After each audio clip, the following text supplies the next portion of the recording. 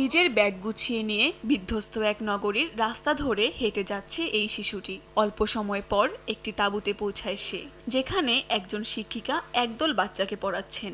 জীর্ণ তাঁবু, নেই শিক্ষাদানের পর্যাপ্ত সহায়ক সরঞ্জাম, এমনকি নেই বসার জন্য টেবিল চেয়ারও। মেঝেতে বসে কোলের ওপর খাতা রেখে লিখে চলেছে শিক্ষার্থীরা। শত বাধার মধ্যেও চলছে পাঠদান কার্যক্রম। ছবির এই দৃশ্যটি যুদ্ধবিধ্বস্ত গাজার খান ইউনিসের আল মাওয়াসি অঞ্চলের। গত বছর গাজায় ইসরায়েলি আগ্রাসন শুরুর পর একে একে বন্ধ হয়ে যায় অঞ্চলটির স্কুলগুলো। নিরাপদ আশ্রয়ের খোঁজে বাসিন্দাদের ছুটে বেড়াতে হয়েছে এক তাঁবু থেকে আরেক তাঁবুতে। চলমান এসব সহিংসতায় শিশুদের বিদ্যালয়ে ফেরা হয়ে পড়েছিল অসম্ভব। তবে এবার চলমান সহিংসতার মধ্যেই আশার আলো হয়ে এসেছে অঞ্চলটির একটি অস্থায়ী বিদ্যালয়ে। প্রতিদিনের জীবনে সহিংসতা থেকে শুরু করে কোনো বাধাই থামাতে পারেনি খান ইউনিসের এই শিশুদের।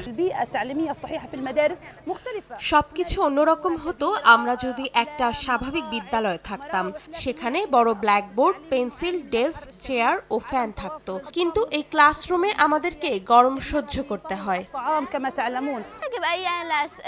বিশ্বের বেশিরভাগ ছাত্রছাত্রী নিরাপদে বিদ্যালয়ে যেতে পারে, কিন্তু আমরা বোমাবর্ষণের মধ্যেও কেবলমাত্র এই তাঁবুর বিদ্যালয়ে আসতে পারি। তবু আমরা এই বিদ্যালয়ে আসবো আমাদের পড়াশোনা চলমান রাখার আশায়। হামলার বর্বরতার মধ্যেও শিশুরা যেন শেখার মধ্যে অল্প হলেও শান্তি খুঁজে, এমন প্রত্যাশা ব্যক্ত করেছেন অস্থায়ী এ বিদ্যালয়টির একজন শিক্ষিকা।